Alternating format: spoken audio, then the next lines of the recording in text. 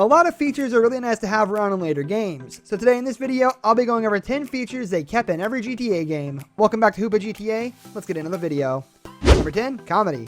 No matter which GTA game you're playing, there's no denying each one has been belly laugh-inducing hilarious.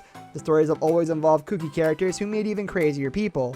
The jokes almost exclusively come from over-the-top antics on the side of characters, and the dialogue comedy is relayed through sardonic exchanges. This comedic aspect has become so second nature to GTA that you don't even notice it as a carefully added detail to the story. Think about it. Would you have enjoyed the GTA games half as much if the story was gritty and serious all around?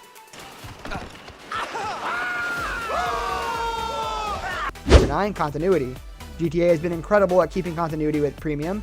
All the 3D Universe games from GTA 3 to GTA Vice City stories were interconnected in some direct way. While the HD Universe was shown to be connected through Trevor's killing of Johnny Klabitz, the protagonist of The Lost and the Damned. Characters tend to weave in and out, and due to the sequels and prequels being separated by a great number of years, much detail is put into ensuring these characters feel very different from where they left them off. There's no gaming series in the world that has carried on continuity to the absolute minute detail as GTA has. Number 8, open worlds. Starting from all the way back from Grand Theft Auto, the series has maintained an open world for the player to explore. Although the first game was an over-the-top feature, it was the open world game of that time. This has been carried forward in every iteration of GTA and was perfected by GTA 3. That was a game which first put exhausting efforts in making the world feel open and full of opportunities before GTA 5 gave us a world with greatly detailed landmarks, side quests, and all the exploration.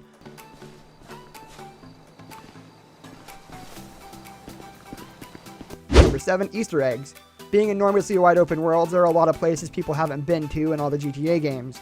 It requires a special kind of commitment to unearth the Easter eggs that have been planted all around these landscapes.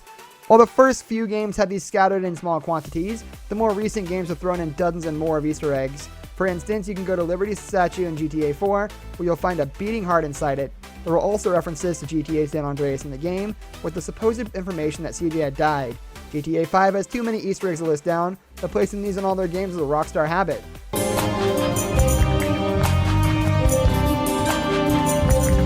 Number 6, stealing cars. Without driving, GTA would feel like the biggest chore of a game ever made. Every game since the first one has had the player make use of a vehicle, and each time, a car has been gained by shoving some poor sap out of their property.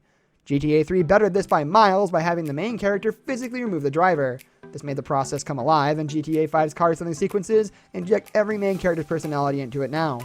No matter which way a car is stolen, the aspect of GTA games has always remained part of the franchise.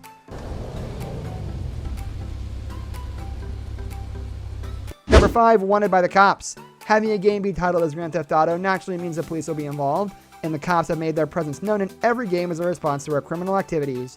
With the 3D Universe's inception, the addition of a star rating began the more organized nature of the police. Now the more stars you gain, the tighter the police barrage will be. In the older days too, you'd have the police on your tail for the crimes you committed. Being pursued by the police is a requirement of the series, and the details added to it has made the experience more engaging. Good to see you, man. Just what I need. Number 4, health bar system. Games from the 7th generation of consoles began eliminating the health bar system and employing a regeneration-based method instead. The player would need to hide for a little while injured, and then re-emerge once the health regenerated. GTA, however, has stuck to the health bar system throughout its run. The display of the health bar might change, but the concept itself is always the same. The method of replenishing health also remains similar by having the protagonist go through health pickups. In recent games, it has evolved toward the option of having the main character eat food. The respawning system has been ever present, with the players starting over from the nearest point of death.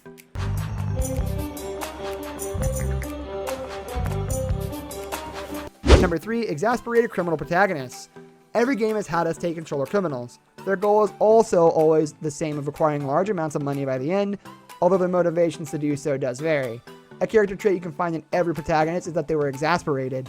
This is a detail one might miss if they don't invest themselves in the story, but you'll realize every one of the main characters has this. They are always the odd one out of their situation and are pulled into completing missions they don't want to do. They are thrust into scenarios they don't want to be in, commenting frequently how they could ever find themselves where they are. Billy, man, please don't be a dick. Dedicated to the group he met. Number 2, unlocking new areas. While the games in the series feature open worlds enormous in scale, they don't allow the player to simply waltz over wherever they wanted to. Instead, the player needs to unlock these places according to the story. You could use some sort of trickery to cheat the game and access these places earlier, but they'll never be truly open to you, as once you die, you'll respawn in the unlocked area only. Along with that, you won't have any options in the places remaining to be unlocked unless you play through the part of the story that allows you to access them. This detail has been passed on in every game so that the player doesn't exhaust the open world opportunities without completing the game. Number 1, cheat codes. This aspect of the game has been greatly brought down in the HD Universe games, but back in the early 2000s, the ability to use cheat codes was what prompted millions to even buy a Grand Theft Auto game. Cheat codes became the selling point of the series, and more outrageous ones started being implemented with every new iteration. GTA San Andreas in particular has the richest quantity and the most bizarre numbers when it comes to cheat codes.